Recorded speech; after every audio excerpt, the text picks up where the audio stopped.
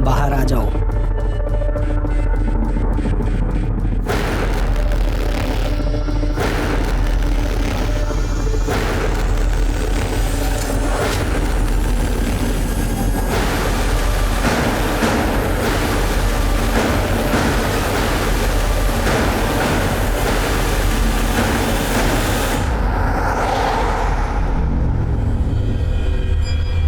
अबे ओ मजनू,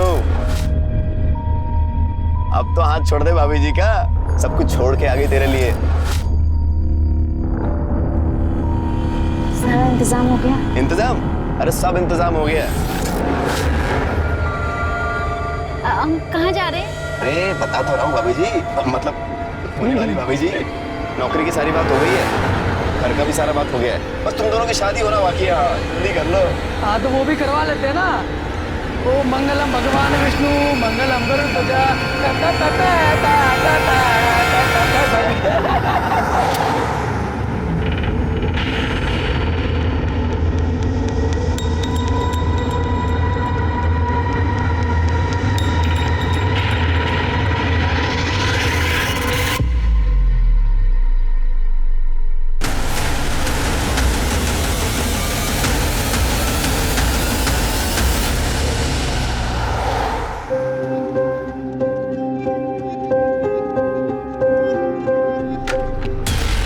अच्छा देखो मैं तैयार हो गई हूँ कैसे? तैयार तो हम भी हैं। 3-3 दूल्हे, अब शादी छोड़ो, चलो सुहागरात मनाते हैं।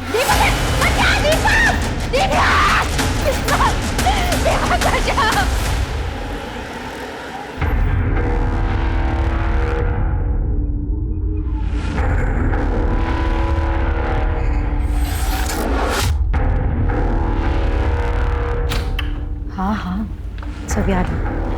आ रहे हो ना? अरे हाँ बाबा, आ रहा हूँ मैं। हाँ बस निकल ही रहा हूँ।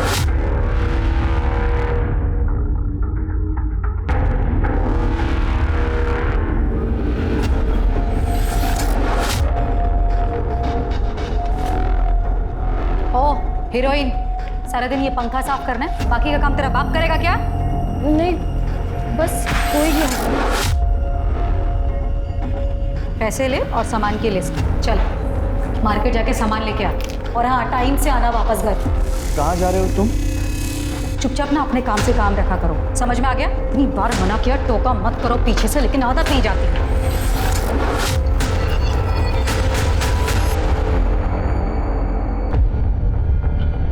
सर मेरा नाम दीपा कुलकर्णी है, मैं एक सोशल वर्कर हूँ। मुझे ये लड़की कल रात को अकेले रोड पर मिली। सर ये बहुत घबराई हुई थी, मदद मांग रही थी, और जब इसने मुझे अपने बारे में बताया तो मुझे लगा कि इसे पुलिस स्टेशन ही ले जाना चाहिए, और इसीलिए आज सुबह होते ही मैं इसे यहाँ ले आई हूँ। अच्छा किया आपने। नाम क्या बेटा तुम्हारा? सब हमारा नाम मोहिनी संथाल है। कहाँ की रहने वाली हो? झारखंड तरवा गांव से है। क्या हुआ तुम्हारे साथ? सब हमारे माँ बाप नहीं है, चाचा के घर रहते हैं। एक दिन चाचा बोले मंडी जाना है, धोखे से किसी आदमी को बेचती है। बस आप ही के पास आ रहा हूँ। ये मैडम जी कौन है? वो तो नहीं मालूम साहब। फिर एक जगह गाड़ी रोके और वो तीनों पेशाब करने के लिए उतर गए, और हमको मालूम नहीं था सब कहाँ जा रहे हैं, बस भागते रहे और शहर पहुंच गए। पर हमको बहुत डर था कि वो हमें पकड़ ना ले। रोड पे हम रोते रहे। फिर ये दीदी आई। तुम बिल्कुल फिक्र मत करो, तुम एकदम सेफ हो। सिर्फ मोहिनी को एनजीओ भेजने की तैयारी करो। तृप्ति, इसके चाचा के डिटेल्स, गांव के डिटेल्स सब ले लेना। ये दीदी के साथ जाओ।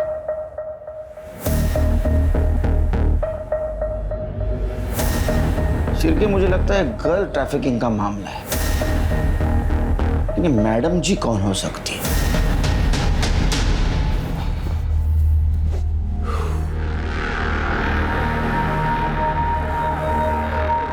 यार वो लड़की आने वाली थी ना, क्या हुआ उसका? नहीं आई।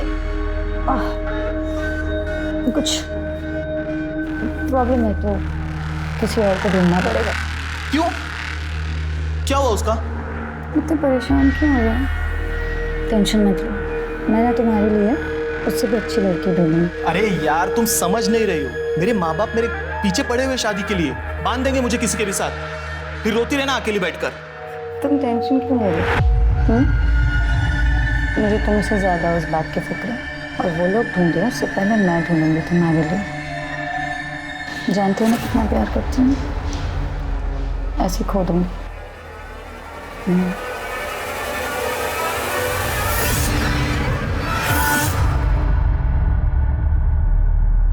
साहब 2 दिन हो गए, हमारी बेटी नमिता की कोई खबर नहीं। कहाँ है, किस हाल में है, हमें कुछ पता नहीं। झूठ क्यों बोल रही हो? सच क्यों नहीं बताती सर को कि लड़की भाग गई है तुम्हारी? हमारी लड़की उस लफंगे दीपक के साथ भागी है। तुम्हें पूरा यकीन है ये उसी लड़के के साथ भागी? हाँ सर, पूरा यकीन है उस लड़के के साथ ही भागी है। लड़का 2 दिन से गायब है, अपने घर पे नहीं है, और हमें नहीं पता था सर कि ट्यूशन पढ़ने जा रही है, हमें लगता था, लेकिन उसका तो चक्कर चल रहा था। ये गोल खिला रही है ये पढ़ाई लिखाई के नाम पर। पढ़ाई लिखाई बंद, अब ये कॉलेज नहीं जाएगी, नहीं जाएगी ये कॉलेज। कोई भी लड़का ढूंढो इसके लिए और शादी करो। इस घर में ज्यादा नहीं देखनी है मुझे ये लड़की। अरे सुनिए तो सही। 17 साल में शादी, पता है ना गैर कानूनी है। हाँ सर, पता है कि गैर कानूनी है, वो गरीब आदमी करे तो करे क्या सर? सब लोग थू थू कर रहे थे। अब इज्जत जाए, इससे अच्छा तो आदमी जेल चला जाए। बहुत समझाया पर समझ नहीं रही थी वो। उस लड़के ने हद कर दी सर, एक दिन तो हमारे घर ही आ गया था। शादी का भूत का क्यों आया था?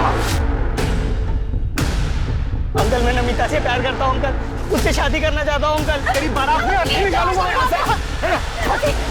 पापा, अगर उसे कुछ हो गया ना मैं अपनी जान दे दूंगी, आप देख लेना। साहब प्यार से बात करना तो इन्होंने कभी सीखा ही नहीं। इतनी सख्ती दिखाई, इतनी सख्ती दिखाई कि बेटी घर से ही भाग गई। मैं उसे प्यार से समझाऊंगी, बस एक बार ढूंढ दीजिए, एक बार ढूंढ दीजिए मेरी बेटी को।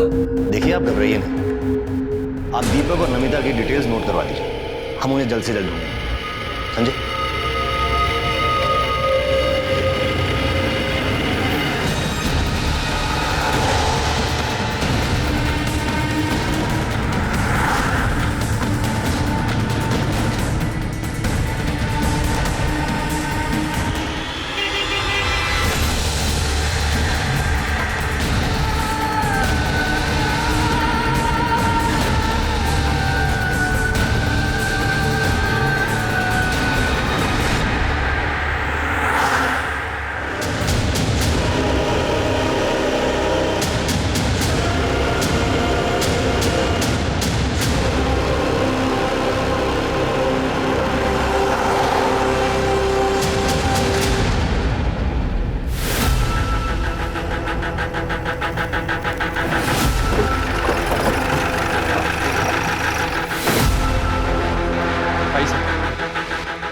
सर लड़की की बॉडी है, देखकर लगता है कि 16-17 साल की होगी।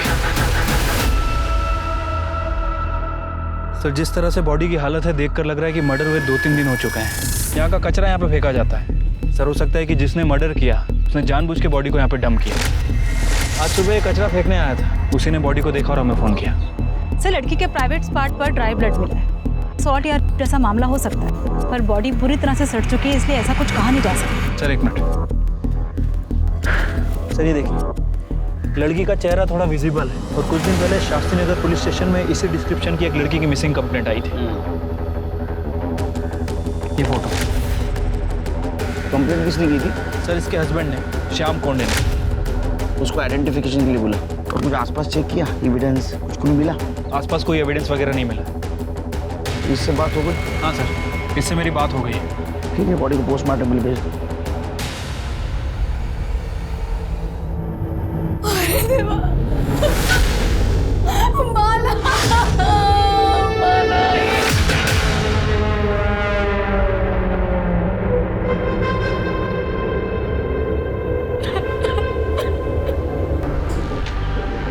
माला मटन शॉप गई थी?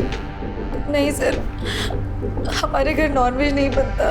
वो सब्जी लेने गई थी और शाम तक नहीं लौटी, और ना ही फ़ोन साथ ले गई थी कि फ़ोन लगा करके देखी कि वो कहाँ पे है। फिर अगले दिन जब वो नहीं लौटी तो मैंने मिसिंग की कंप्लेंट लिखवाई थी। आप लोगों को किसी पे शक, किसी से कोई झगड़ा, दुश्मनी जो ऐसा कर सकता है? सर हम लोग मिडिल क्लास लोग हैं, हमारी किसी से क्या दुश्मनी होगी। ठीक है जाओ।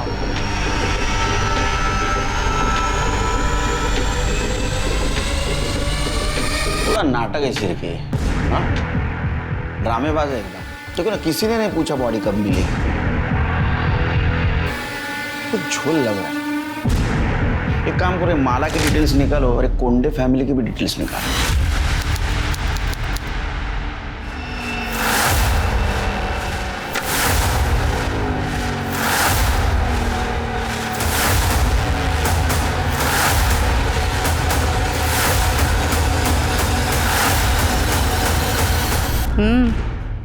फोटो देखी? मैं आज ही आई बाबा को उसकी फोटो भेजता हूँ। देखना शादी के लिए फौरन हाँ कर देंगे। अरे लड़की सिर्फ 17 साल की है, नाबालिग है वो। पहले उसके एज प्रूफ के ना झूठे पेपर्स तैयार करने दे। शांति रख। ठीक है सर, कोंडे फैमिली के पड़ोसियों से बात की है। सर, हैरानी की बात यह कि पड़ोसियों तक को नहीं पता था कि माला उस घर में नौकर थी या फिर श्याम की बीवी। सर, ये कोंडे फैमिली माला के साथ बहुत बुरा व्यवहार करते थे, उसे नौकरानी की तरह ट्रीट करते थे। फिर अचानक से एक दिन उन्होंने कहा कि श्याम और माला की शादी हो गई। किसी को नहीं पता चला कि उनकी शादी कब हुई। मुझे तो पहले से झोल लग रहा था शिर की। ये कोंडे फैमिली की डिटेल्स निकाली? हाँ सर, ये श्याम को जुए की लत, काम वाम कुछ करता नहीं था। रमाकांत के पास भी कोई काम नहीं है, और ये वैशाली घर चलाने के लिए नर्स और हाउस होल्ड हेल्प का काम करती है। दूसरों के घर में नौकर प्रोवाइड करवाया करती थी। चिरके, मुझे वैशाली के काम में भी झोल लग रहा है। पता करो, ये नर्स और नौकर प्रोवाइड करने के नाम पे कुछ काले धंधे तो नहीं करती थी? सर हमने पता किया, माला का बर्थ सर्टिफिकेट निकली है। तुम एक काम करो, उड़े ऑफिस से माला के फिंगरप्रिंट और फोटो के बेसिस पे उसके आधार कार्ड के डिटेल्स निकलवा। हो सकता है असली डिटेल्स मिले। सर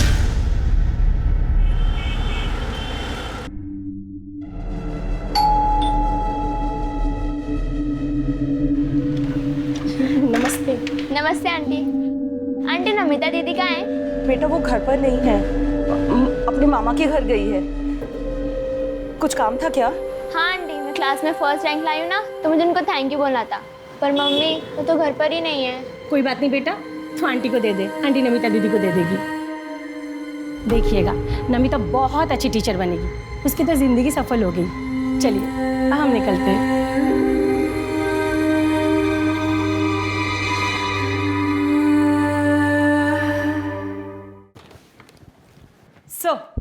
सर ये माला का ओरिजिनल आधार कार्ड, जिसमें माला का नाम माला कोंडे नहीं, माला सुरवे है, और इसमें एड्रेस भंडारी के पास अंबाड़ी गांव का है। एक काम करो तृप्ति, ये माला के गांव जाओ, सूर्य फैमिली के सारे डिटेल्स निकालो, पता करो ये माला की शादी हुई थी भी या नहीं।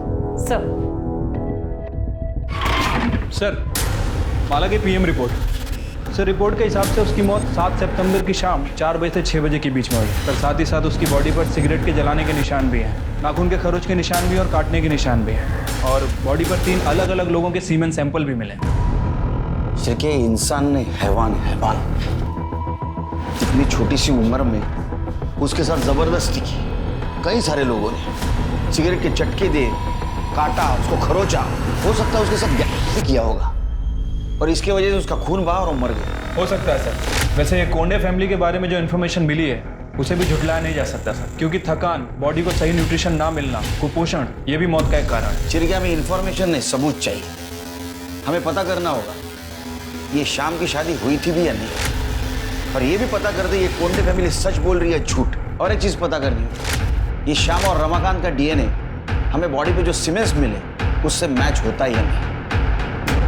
अरे देवा, देख बोला था ना मैंने, ये माला ना सिर्फ शक्ल से भोली दिखती है लेकिन है नहीं। साहब मुझे पक्का मालूम था, ये माला ना बाहर जाके 10 जगह मुंह मारती है। अरे ये उसका पति है। अरे जब भी छूने जाता ना उसको तो काटने दौड़ती थी वो। बहुत लेता था ना उसकी साइड, बोलती रहेगी मैं तुझे। अरे धोखा दे रही थी वो तुझे।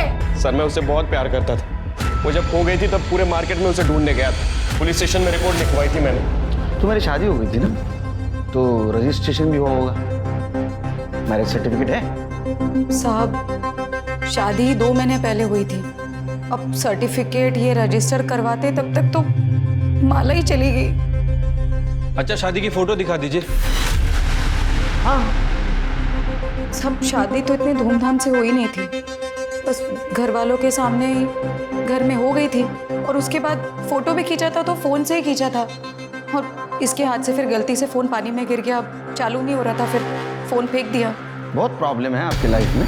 तो आपके पास कुछ प्रूफ नहीं था, इसलिए तुम लोगों ने उसका बर्थ सर्टिफिकेट डुप्लीकेट बनवाया। हालांकि उसके आधार कार्ड के ऊपर उसके घर का एड्रेस भंडारा का था। क्या आधार कार्ड?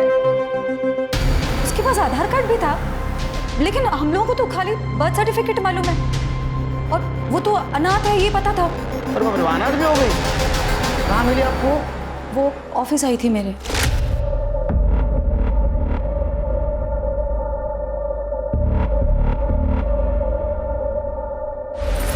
क्या है? इधर आओ। दीदी, मेरा नाम है माला। मैं अनाथ हूँ। मेरा कोई नहीं है। कोई काम मिल जाता तो। पढ़ी लिखी हो? ज़्यादा पढ़ी लिखी तो नहीं हूँ, पर झाड़ू पोछा कर सकती हूँ। ठीक है, आईडी में कुछ आधार कार्ड वगैरह कुछ है? फिर मैं देखती हूँ। दीदी, आधार कार्ड तो नहीं है, पर हाँ जन्म प्रमाण पत्र है। ठीक है, मैं देख लेती हूँ, कुछ होता है तो मैं बताऊँ।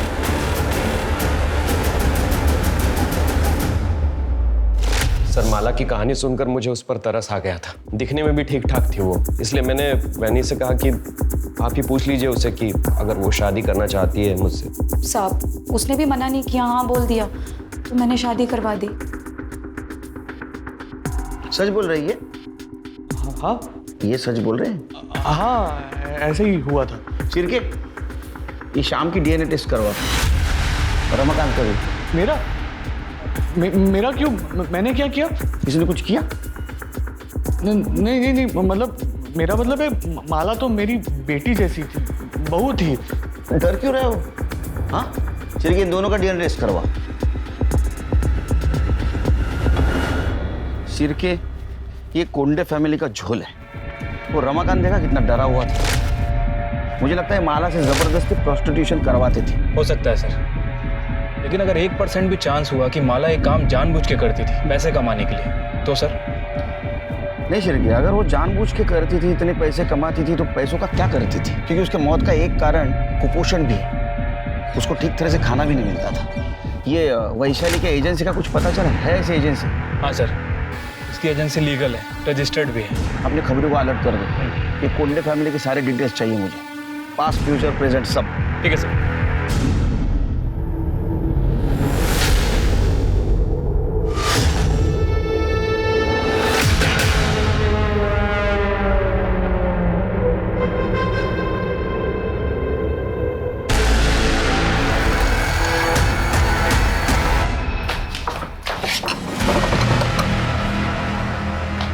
मना किया था ना, बोला था ना दूर रहने के लिए। अरे पर क्यों? मेरी होने वाली बीवी हो यार। मुझे भी पता है कि होने वाली बीवी है तुम्हारी, हुई नहीं है, लेकिन तुम्हें भी अच्छी तरह पता होना चाहिए कि माला की मौत के बाद ना हम कितनी बड़ी मुश्किल में फंस चुके हैं। अरे पुलिस को शक हो गया, दिन रात सवाल कर रही, जीना हराम कर रखा है हमारा, और उसके बाद तुम ये थोड़े टाइम दूर रहो इससे। अरे मेरे माँ बाबा मेरी शादी का सेहरा लेकर खड़े, करा देंगे मेरी शादी किसी के साथ, फिर हमारे बीच जो कुछ भी है ना सब भूल जाना।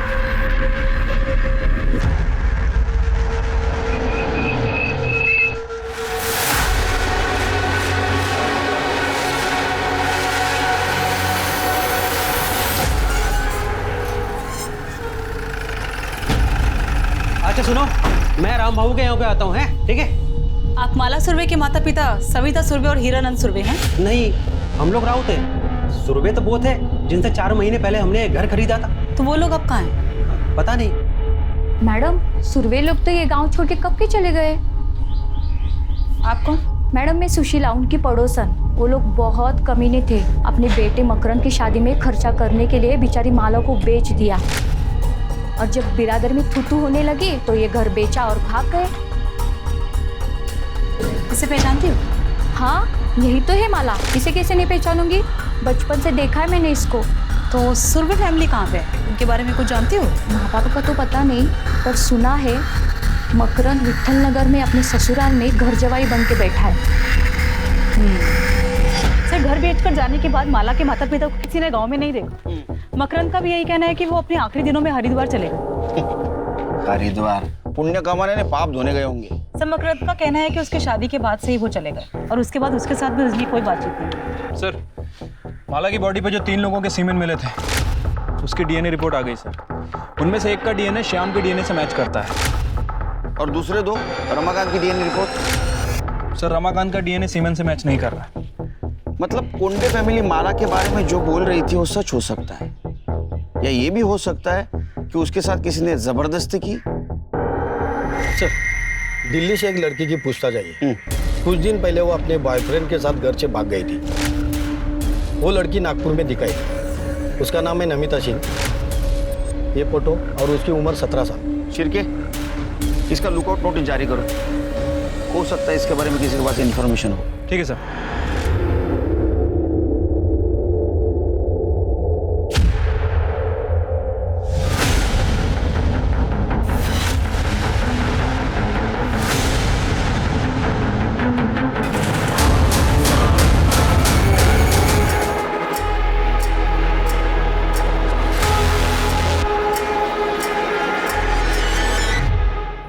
तू चाकू देख के डर के भागा और टेम्पो से टकरा है ना?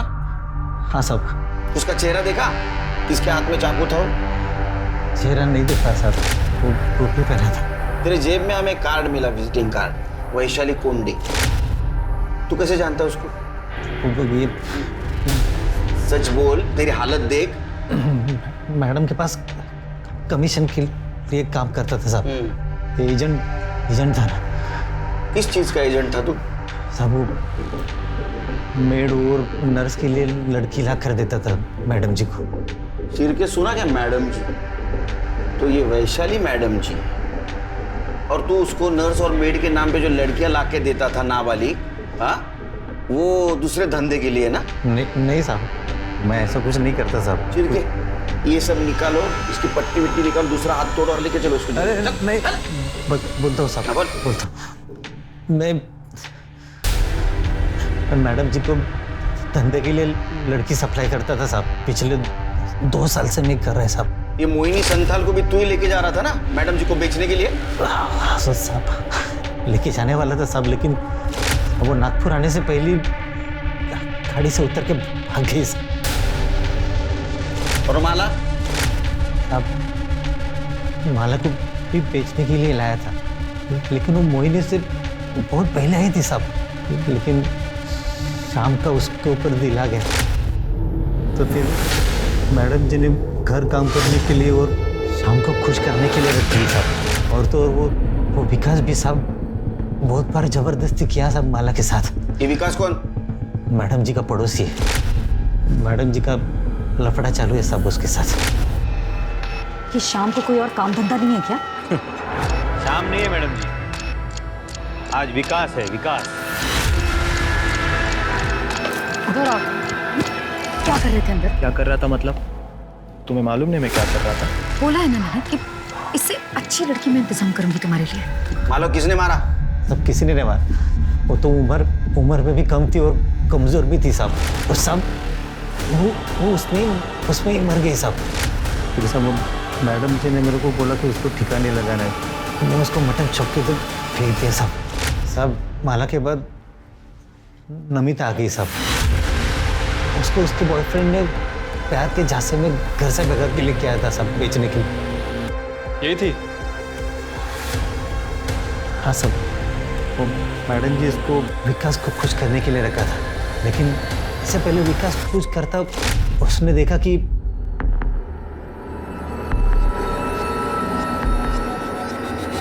तू अंदर क्या कर रहा था?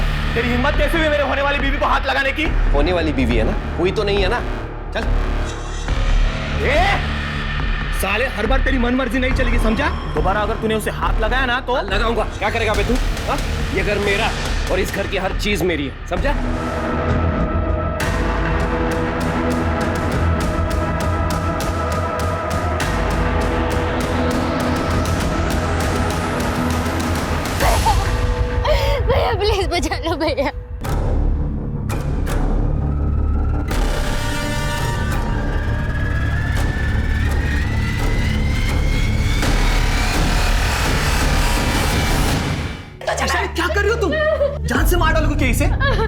इसे अगर कुछ हो गया तो मैं शादी किससे करूंगा? इससे तू नहीं, मैं शादी करूंगा।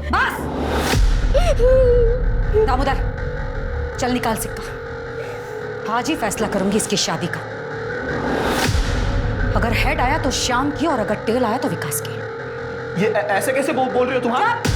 मुंह खोला ना दोबारा तो उठा के सीधा शाम को दे दूंगी। दामोदर,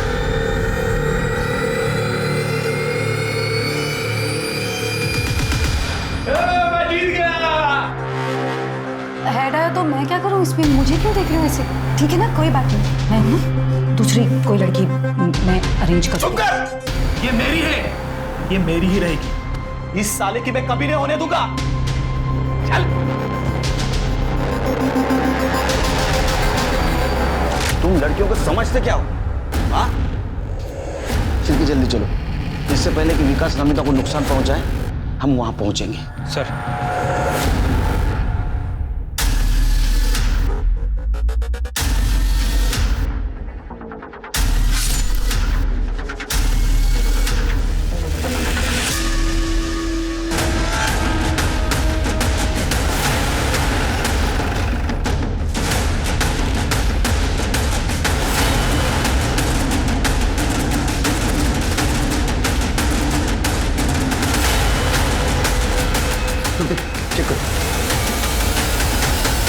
सर मर चुकी है। किसने मारा? तेरे हाथ में चाकू था। हाँ? इन सबके नौटंकी में ये शाम को मिली थी, इसलिए तूने मारा है उसको? सर नहीं सर, मेरे हाथ में चाकू था सर, मैं मारने आया था सर इसको, लेकिन पहले से मरी पड़ी थी सर। मैं सच कह रहा हूँ सर। तूने मारा? चले पहले तू मजा ले चुका था उसके साथ, तेरे को डर था ये वैशाली इसको विकास को दे देगी, इसलिए तूने मारा ना? नहीं सर, वही ऐसा नहीं कर सकती सर। सर ये श्याम सही कह रहे, लड़की है, कोई खिलौना थोड़ी। मैडम जी तेरा खेल खत्म हो गया, समझा? सर ये देखिए टूटा हुआ नाखून मिला है। चेक कर। इसका मतलब तुम दोनों के अलावा इस रूम में तीसरी औरत थी। कौन थी? सच्ची कह रही हूँ, मुझे नहीं पता सर। उसने किसी औरत को नहीं देखा सर। चिरके बॉडी को पोस्टमार्टम के लिए भेज दो और ये नाखून डीएनए एनालिसिस को भेज दो और इसके साथ मैच करवा के दो। इनको जेल में लेके जाओ और ऐसा मारो ना बिना हेड टेल किए, सब सच बोलेंगे। चल लेके जाएंगे। मैंने मर्डर नहीं किया, सच कह रही हूँ मैं। लोगों के घर नर्स और मेड भेज कर उतने पैसे नहीं कमाती थी जिससे घर चले, और ऊपर से क्लाइंट और लड़कियों का पुलिस वेरिफिकेशन का झंझट अलग, और इसमें लड़कियों को बेचती थी तो लाखों रुपए मिलते थे। सर मेरी मजबूरी थी ये करना, क्योंकि मुझे मालूम था कि मेरा पति रमाकांत एक नंबर का निकम्मा है और घर मुझको ही चलाना। नौकरी चले जाने के बाद जो बची कुछ हिम्मत थी वो भी चली गई। विकास और उसके बारे में मुझे पहले से ही पता था, लेकिन मैं कुछ बोल नहीं सकता था। क्या बोलता सर मैं? और औरत अगर सामने से आएगी तो कौन छोड़ता है? पर सर वो मुझसे उम्र में बड़ी थी, इसलिए घर वालों और सोसाइटी को दिखाने के लिए अपनी उम्र की लड़की से शादी करना मेरी मजबूरी थी। इसलिए वैशाली नमिता को मेरे लिए ढूंढ लाई थी। लेकिन जब मैंने पहली बार नमिता को देखा तो मेरा उस पर दिल आ गया सर, लेकिन उस साले शाम ने सब गड़बड़ कर दी। सर विकास को पता था कि माला मेरी है, फिर वो उससे मजे ले रहा था, और जब मैंने नमिता को हाथ लगाया तो मारने मरने पर उतर आया। वो कह रहा था कि वो मेरी होने वाली बीवी है, शादी करूंगा मैं उससे, जैसे कि उसको पता ही नहीं था कि शादी का सिर्फ नाम है। वो शरीफ बनने की कोशिश करता रहते, हमको सब पता है। उन जानवरों में से तू भी एक था ना? नहीं सर, सच में मैंने कुछ नहीं किया। मैं कसम खाकर कह रहा हूँ, मैंने कुछ नहीं किया। वैशाली तो जिन लड़कियों को लेकर आती थी उन लड़कियों पर मुझे तरस आता था। शुरू में थोड़ा बुरा लगता था, लेकिन इतना पैसा कमाने लग गई कि हर लड़की देखकर मुझे वो खरीदने और बेचने का सामान ही नजर आती थी। नमिता को किसने बेचा? उसके बॉयफ्रेंड दीपक ने? मुझे नहीं मालूम किसने बेचा, लेकिन सर माला की बॉडी पर बाकी जिन 2 आदमियों के सीमेन मिले थे उनका डीएनए विकास और दामोदर से मैच करता है। वो तो होना ही था शिरकी, क्योंकि दोनों ने कन्फेस भी कर लिया था ना, माला के साथ उन्होंने किया है। सर हॉस्पिटल से फोन आया था, कल रात दामोदर की हॉस्पिटल में मौत हो गई। शिरकी दामोदर का जिस जगह एक्सीडेंट हुआ वहाँ सीसीटीवी के देखो। ठीक है सर। सर एक और बात, नमिता की बॉडी के पास जो नाखून मिला है, डीएनए रिपोर्ट से पता चला है कि वो नाखून किसी औरत का नहीं बल्कि वो आदमी का है। हो सकता है सर, बहुत सारे आदमी लोग अपनी छोटी उंगली का नाखून बढ़ा के रखते हैं, उसमें नेल पेंट वगैरह लगाते हैं। इसका मतलब शिरके उस कमरे में श्याम और विकास के अलावा तीसरा आदमी भी था जिसने नमिता का मर्डर किया। शिरके एक काम करो, एक कोंडे हाउस के आसपास जितने भी मोबाइल टावर्स हैं वहां से पता करो कि उस एरिया में उस वक्त कितने मोबाइल एक्टिव थे, और ये दामोदर का जिस बार के बाहर एक्सीडेंट हुआ वहां का भी मोबाइल डाटा रिकवर करवा। सर, हमने कोंडे हाउस दोबारा सर्च किया। जिस कमरे में नमिता की लाश मिली थी उस कमरे के बाहर ये ब्रेसलेट मिला।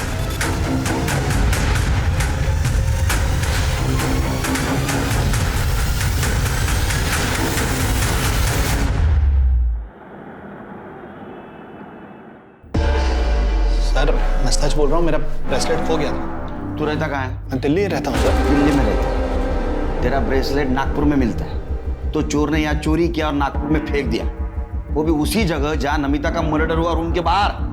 हाँ, देख तेरा मोबाइल लोकेशन भी ना उसके घर के आसपास का दिखा रहा था उस दिन। सच बोले तो हड्डियां तोड़ दूंगा तेरे।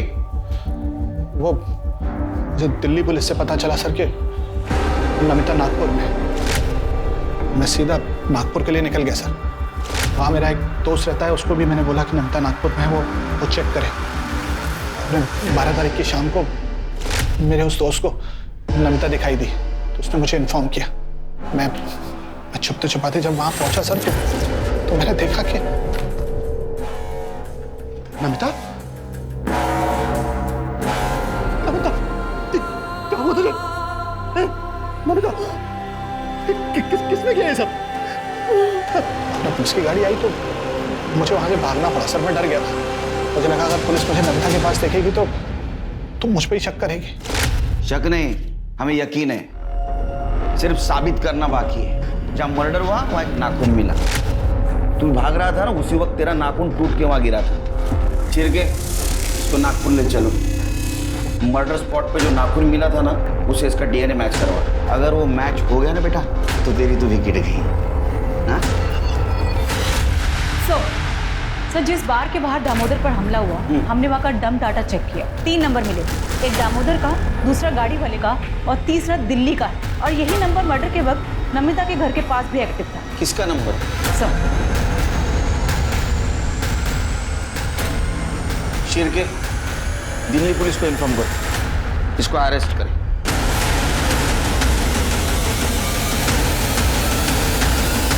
नमिता को बेच के तेरा मन नहीं भरा तो उसको मारने पहुंचा और मार भी दिया।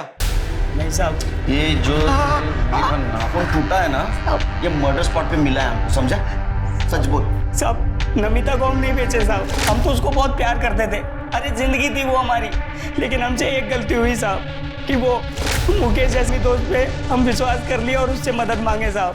जिस दिन हमारी शादी थी साहब, दूल्हे राजा को पटरी पर फेंक के आओ, उसके बाद दुल्हन के साथ सुहागरात मनाते हैं। साहब वो तो आखिरी वक्त पे एक आदमी ने हमको बचा लिया, और जब हम वापस नमिता को ढूंढने के लिए उस जगह पे पहुंचे तो नमिता कहाँ है बोल। जब हम नागपुर पहुंचे और दामोदर को फोन किया तो पहले वो हमारा फोन नहीं उठाया, लेकिन बाद में वो हमारा फोन उठाया साहब, और हम उसको झांसा दिए कि हमें लड़की चाहिए। वो बोला लड़की है, फलाना बार में पहुंच जाओ। हम साहब वहाँ पहुँच गए, लेकिन वहाँ देखा तो बहुत सारे लोग थे साहब, लेकिन हमको मुकेश उसका हुलिया बताया था। हम उसको पहचान गए, और जैसे हम चाकू निकाल के उसके गर्दन पे रखे और नमिता के बारे में पूछे, सब वो कुछ बिना बोले ही भागने लग गया वहाँ से और जाके एक गाड़ी से टकरा गया साहब। हम फिर गए उसके पास और चाकू दिखा के फिर नमिता के बारे में पूछे। वो बताया साहब कि नमिता कहाँ है, किस कमरे में, और उस कमरे की चाबी उसके जेब में थी। हम उस जेब से उसकी चाबी निकाल ली और उसका फ़ोन भी निकाल लिए, और हम जैसे ही नमिता के पास पहुँचे, नमिता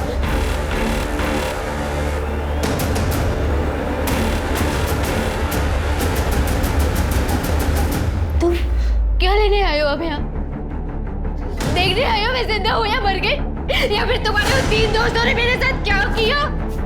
मुझे पापा ठीक कहते थे, तुम एक नंबर के घटिया आदमी हो। तुम मुझे क्या, तुम अपनी माँ बहन किसी को भी भेज सकते हो, पता है तुम्हें? अरे नहीं बेचा मैंने तुम्हें यार, नहीं बेचा है। तुमने सिर्फ मुझे नहीं, मेरे जैसे पता नहीं कितनी मासूम लड़कियों को बेचा होगा। तुम्हें और तुम्हारे उन 4 दोस्तों को मैं छोड़ूंगी नहीं, मैं मार दूंगी तुम्हें।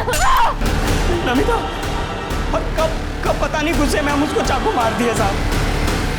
हम तो नमिता को ढूंढ के उसको बचाने के लिए गए थे, लेकिन साहब इन्हीं हाथों से हमने उसको मार डाला साहब, इन्हीं हाथों से मार डाला। चल अब नागपुर जेल में संतरा खिलाता हूँ तेरे को। साहब